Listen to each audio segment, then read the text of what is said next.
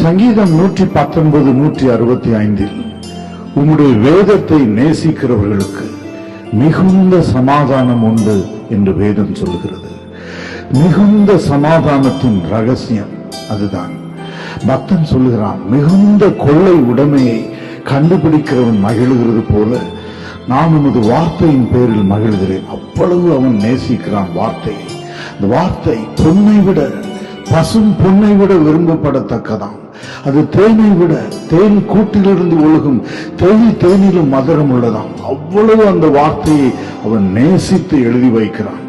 அந்த வார்த்தையை தியானிக்கும்படி குறித்த நேரத்திற்கு முன்னே அவனுடைய கண்கள் விழித்துக் கொள்கிறதாம்.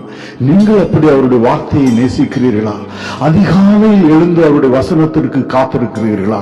அப்படி செய்யும் பொழுது சமாதான பிரபு மிகுந்த சமாதானத்தினால் உங்களை நிரப்புவார். உங்கள் இருதயம் கலங்காதிருப்பது